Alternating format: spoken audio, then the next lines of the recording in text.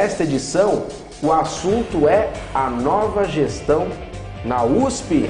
O primeiro encontro da profissional universitária, organizado pela CNTU, foi realizado na sede do Sindicato dos Engenheiros do Estado de São Paulo e trouxe uma série de debates sobre o papel da mulher na sociedade moderna. Gostaria de reforçar aquilo que nós discutimos lá no dia 1º de maio e que nós vamos discutir sempre nesse país. Eu acho que o Dia do Trabalhador, ele reflete o que é oportunidade de trabalho, ganhos que nós já tivemos, conquistas que já tivemos, que devem ser preservadas.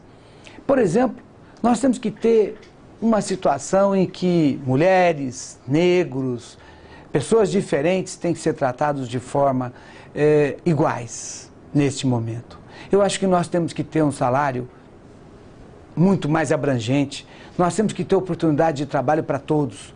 O Dia do Trabalhador, ele reflete a nossa esperança de que o Brasil seja cada vez um Brasil mais justo, um Brasil mais presente, um Brasil mais atento às necessidades dos cidadãos brasileiros. Nós teremos que pensar no dia 1º de maio como um dia que nós estamos levantando a bandeira da igualdade. Nós estamos levantando a bandeira da participação igualitária entre todos nós brasileiros. Nós estamos levantando a bandeira da igualdade salarial também. Não dá para que a gente tenha uma discrepância tão grande. Nós temos que buscar o nosso espaço, mas nós temos que buscar o espaço do trabalhador. Um Brasil mais justo, um Brasil mais presente nas questões, é uma qualidade de vida melhor, é um Brasil mais alegre e com oportunidades para todos. Dia 1º de maio passado, Dia do Trabalhador.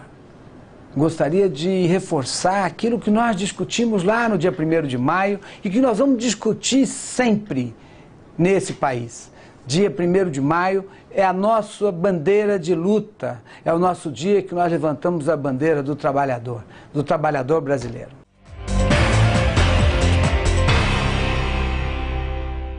Estamos na entrevista do Jornal do Engenheiro.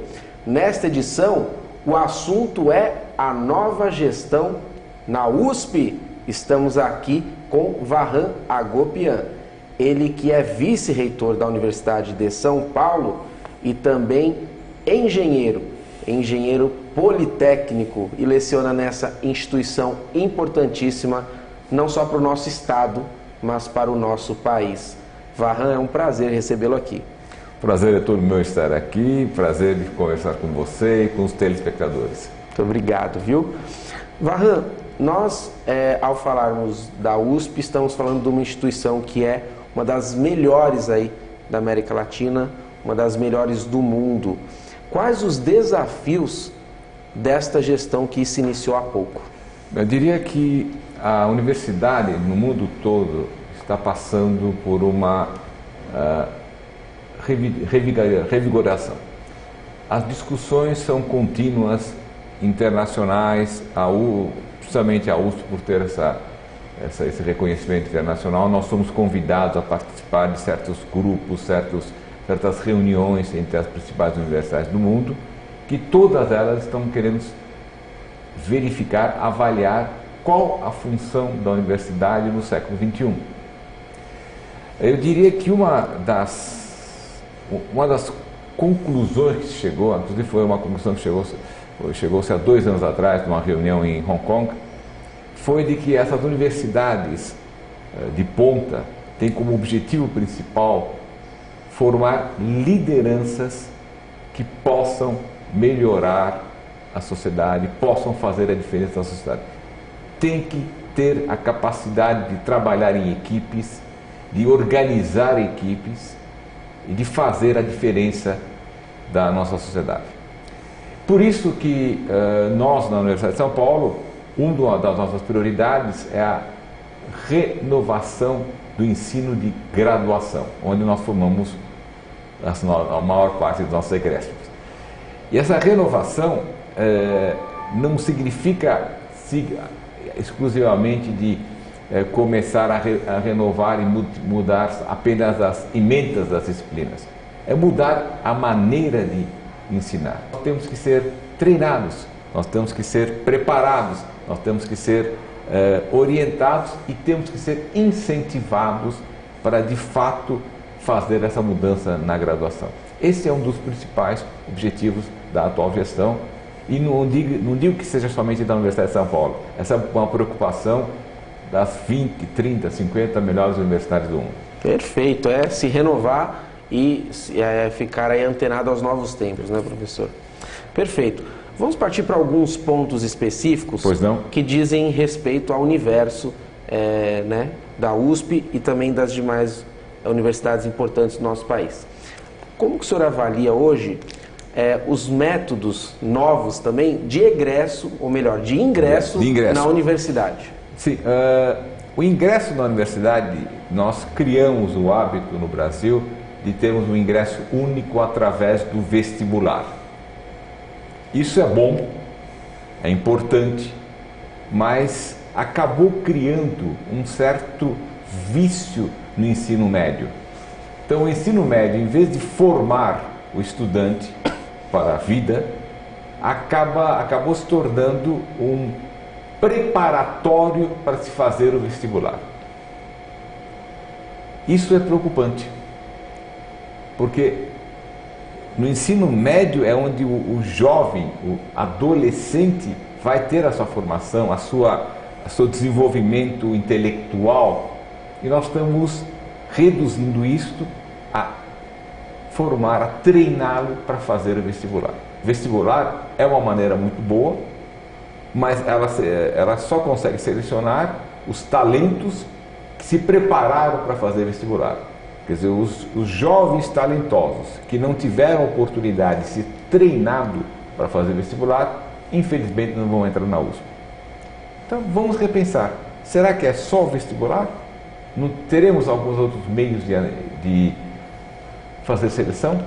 Então é isso que precisa ser pensado e acho que temos que ter coragem de discutir. Nós temos uma certa tradição de ter regras muito rígidas. A nossa Constituição é extremamente rígida. Então nós vamos ter que lutar para isso e discutir isso. Perfeito. Avançando nos temas, eu trataria a respeito de como a atual gestão aí considera a questão do diálogo com os estudantes. Bem, nós somos educadores, então nós temos que dialogar com os estudantes, nós temos que discutir com os estudantes, temos que debater com os estudantes. Logicamente, os pontos de vista são diferentes, são gerações diferentes, mas esse diálogo tem que estar aberto, tem que estar sempre os canais têm que estar abertos, sempre funcionando. Nós, o professor Zago e eu, aceitamos qualquer convite de participar de discussões. O DCE convidou para a Semana do Calouro para o Zago para comparecer, não compareceu. Nós, quando nós vamos visitar as unidades, nós sentamos e conversamos com os estudantes.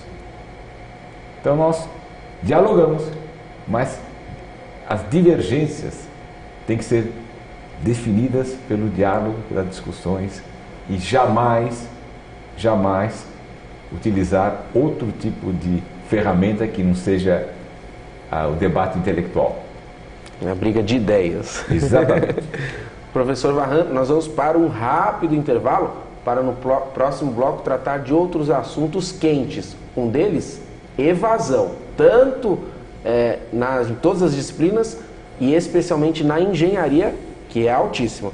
O Jornal do Engenheiro volta daqui a pouquinho.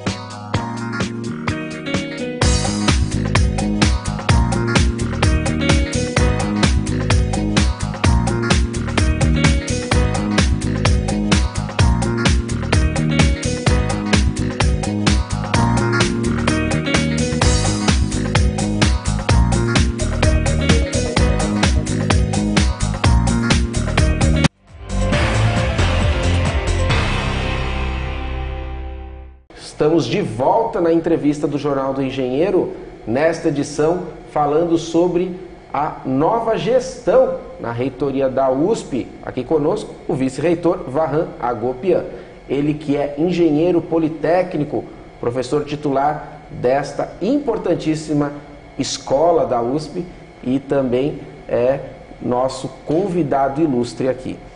Professor Varran, no bloco anterior nós anunciamos a questão da evasão escolar,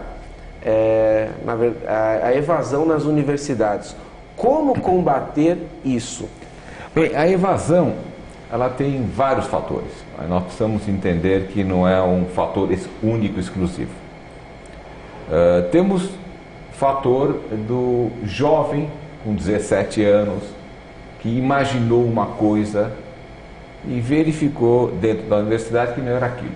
Então, realmente, ele percebeu que a vocação dele não é ser engenheiro, mas é ser sociólogo, físico ou qualquer outra profissão.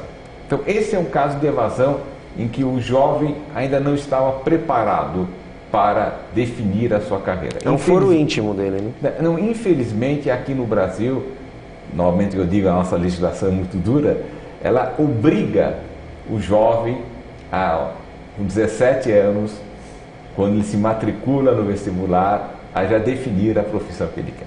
Então esse é um fato de evasão. Esse tipo de evasão nós temos que combatê-lo oferecendo aos jovens a oportunidade de poderem migrar de uma área a outra. Então nós temos que dinamizar, simplificar e estimular esse tipo de atividade interna. Esse é um tipo de evasão que nós não podemos considerá-lo como evasão. O aluno não estar se integrando ao que está fazendo. Agora, outro tipo de evasão que existe é a questão aí pessoal do aluno. Acontecem problemas pessoais, dificuldades, inclusive dificuldades pessoais, financeiras. Esse tipo de evasão é mais difícil de ser evitado, mas as universidades públicas brasileiras, a maioria delas, e as boas universidades privadas, todas elas têm alguns esquemas de facilitar o aluno e garantir a permanência dele dentro da universidade. Um terceiro tipo de evasão é quando o aluno de fato não se adapta à universidade. E aí não há como resolver. Você comentou que nas engenharias a evasão é alta. Aí tem um fato anterior. Na USP a evasão é alta, mas nas engenharias não é alta. Na maneira geral, no Brasil, a evasão nas engenharias é alta por uma falta de formação adequada dos jovens quando ingressam na faculdade de engenharia.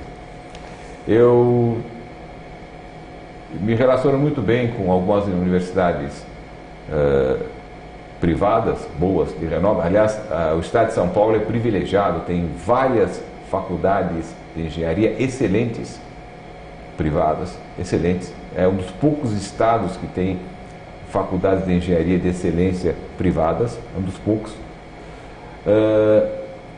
E nota-se, o aluno entrou na faculdade de engenharia, mas a base de matemática e de física é muito deficiente para ele conseguir acompanhar um curso de engenharia, um curso sério de engenharia.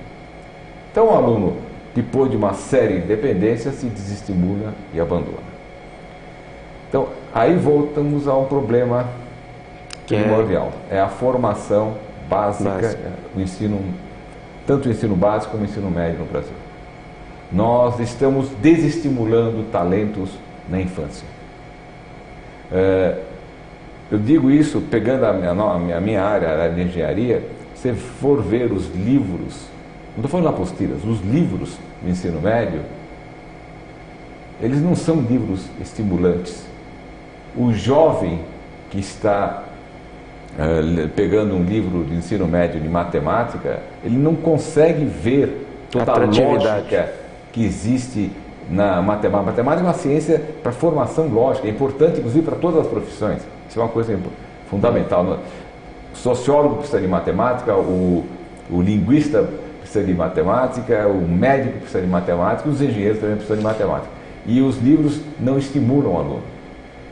O de física, então, a física de Galileu, que é a interpretação da realidade, os livros não aproveitam, não estimulam esse tipo de aprendizado. Então, nós não estamos sabendo estimular os nossos jovens para estudar matemática, física, química, português, para entrar na faculdade. Então, com isso, lamentavelmente, os jovens não têm essa formação e vão se desestimulando e desistindo. Então, percebeu que o tema é longo, daria para gastar a tarde toda para discutirmos esse assunto. Bom, professor Varran, queria aproveitar a sua presença aqui na sua casa, que é o Sindicato dos Engenheiros, por ser também um profissional que tem consciência de classe, falar um pouquinho da importância da organização sindical dos engenheiros no estado de São Paulo. Bem, isso é uma coisa que me preocupa muito. Acho que não está claro para a sociedade que desenvolvimento se faz com engenharia e tecnologia. Eu até mandei um pequeno artigo que o nosso presidente solicitou, mandei para ele nesse fim de semana, não sei se ele teve tempo a ler, mas a sociedade tem que ficar consciente que sem engenharia, sem tecnologia, não há desenvolvimento.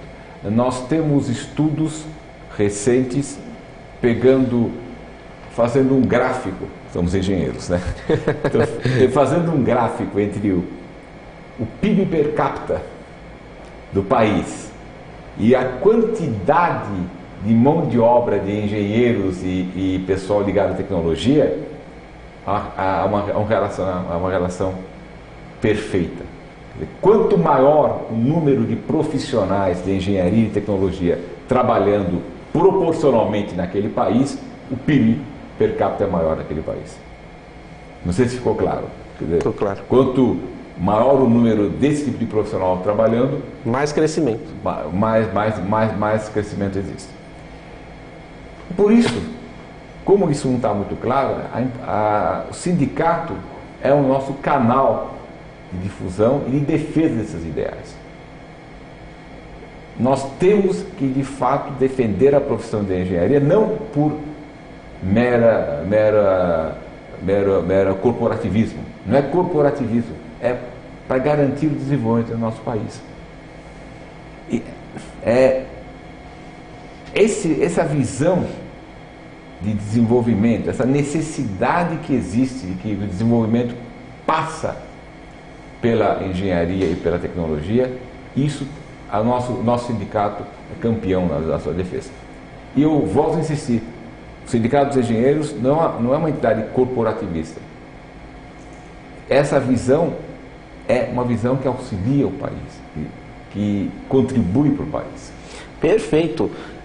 Nessa questão de contribuir com a sociedade, o Sindicato dos Engenheiros no Estado de São Paulo se tornou, não é de hoje, mantenedor do ISITEC, o Instituto Superior de Inovação e Tecnologia, que neste ano de 2014 conseguiu a chancela do Ministério da Educação, cumprindo todas as rigorosas exigências do MEC, para oferecer o primeiro curso de graduação em engenharia com ênfase em inovação.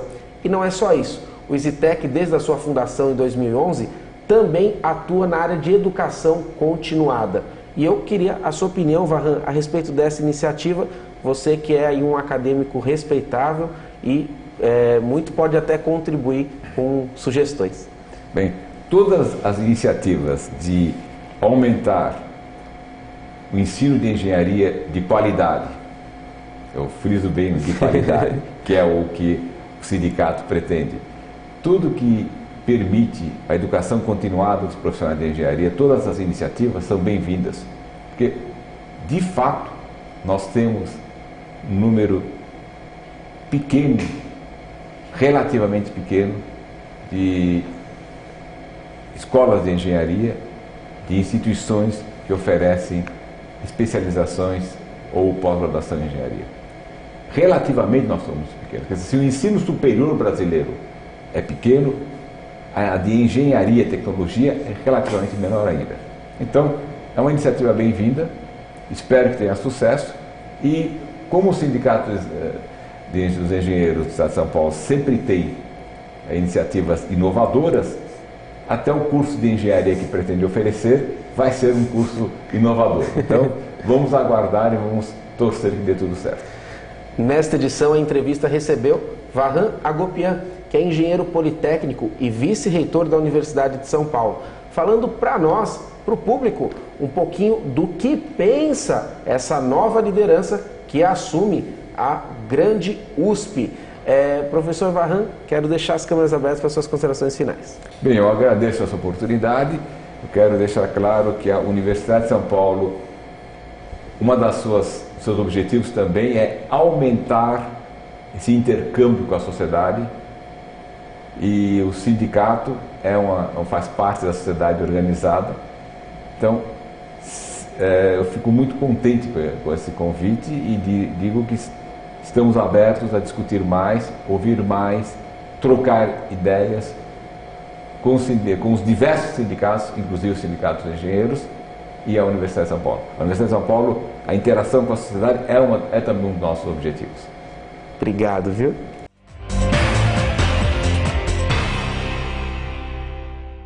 O primeiro encontro da profissional universitária, organizado pela CNTU, foi realizado na sede do Sindicato dos Engenheiros no estado de São Paulo e trouxe uma série de debates sobre o papel da mulher na sociedade moderna. A desigualdade salarial, a violência doméstica à mulher, a morte da mulher no parto, a morte da mulher por câncer de mama, continuam acontecendo todos os dias. Eu estou cansada e sei que muitas das companheiras aqui também estão, porque essas estatísticas já não são familiares há muitas décadas, não é? E nós continuamos a afirmar essas estatísticas como se esse discurso fosse novo, e ele não é, ele é muito antigo. Mas nós, infelizmente, militantes, ficamos apagando fogo, tamanha é a demanda contra a mulher. E nós acabamos não tendo tempo, e por falta de representatividade, de criar, sim, as políticas públicas necessárias. Enquanto nós não estivermos empoderadas, não haverá espaço para discussão. O evento, organizado pelo Coletivo de Mulheres da CNTU, promoveu discussões sobre a necessidade de aumento da participação feminina em temas como política, trabalho e saúde. Essa política de levar vantagem, essa política de fazer coisa como coisa nossa, não é para mulher. Mulher que é mulher não deve se sujeitar a esse tipo de coisa. Porque o que nós temos como compromisso é desconstruir esta questão de levar vantagem na coisa pública, porque enquanto a coisa pública for considerada coisa dos amigos, do rei ou da rainha, nós não devemos estar na política. Nós temos que estar na política para construir uma nova ordem social. Uma ordem onde mulheres e homens são igualmente respeitados.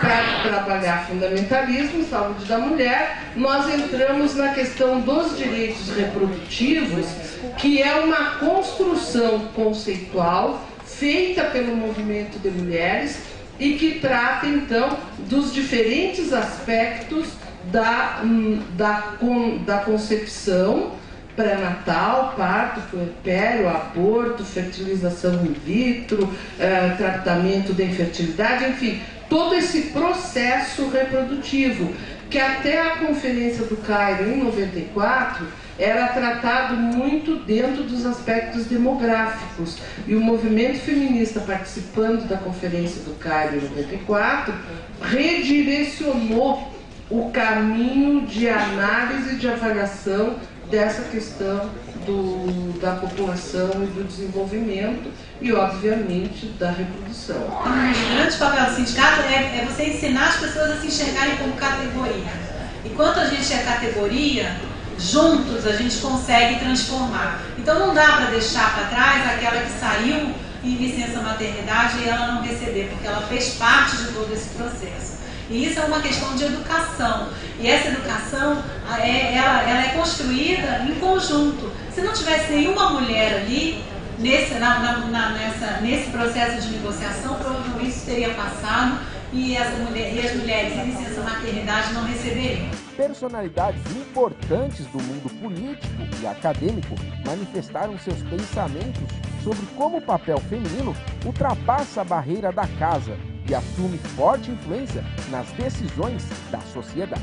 As mulheres, como são as que mais participam, elas são mais bem informadas, elas teoricamente teriam muito mais condições de buscar soluções para os problemas. Só que não acontece isso na hora que a gente chega na questão do parlamento, por exemplo, na questão dos cargos mais importantes, não só nas empresas, como também no poder público, como também no parlamento. No parlamento, por exemplo, da capital, por exemplo, só tem 6 mulheres de 55 vereadores. É uma lástima, né? Então, agora, onde é que estão aquelas mulheres que militam, que participam, que estão bem informadas, que estão lá à luta? Que realmente nós carecemos de legislações efetivas e políticas públicas efetivas para o segmento feminino. E dizer que as mulheres eleitoras são as engenheiras, são as médicas, são as zootecnistas, são as assistentes sociais, somos nós mulheres, e com certeza o nosso segmento está sendo muito enriquecido aqui hoje. Eu gostaria que esse hoje fosse um primeiro de muitos outros que nós tenhamos seminários, que a gente possa discutir esses pequenos entraves, vamos assim dizer, que nos fazem crescer, que não nos deixam crescer nesse momento, mas que através das discussões elas sejam mesmo mais ampliadas e cheguem ao seu objetivo maior, que é mesmo essa igualdade de gênero. Ao final do encontro, foi aprovada por aclamação uma carta aberta à sociedade, que pode ser acessada no site da CNTU. Nós estamos entendendo o seguinte, que nós vamos incorporar, porque não tem nada que seja divergente, nós vamos incorporar e vamos dar por aprovada, por aclamação, a carta. Todo mundo concorda? Então, obrigada, aprovada. Tenho certeza, vocês, que esse é o primeiro de muitos e muitos encontros que nós devemos fazer. Acho que a ideia de um congresso é uma ideia muito pertinente. Acho que nós devemos estar cada vez mais crescendo nesse movimento e crescendo nessas discussões. Nós temos responsabilidade com isso. É um dever do cidadão essa discussão. É um dever de cada um de nós. Não é um dever da discussão das mulheres. É um dever de cada um de nós. Então eu acho que nós fomos blindados com essa ideia, com essa composição e com esse dia desse primeiro encontro. Para saber mais a respeito do coletivo de mulheres da CNTU, acesse o nosso site na internet.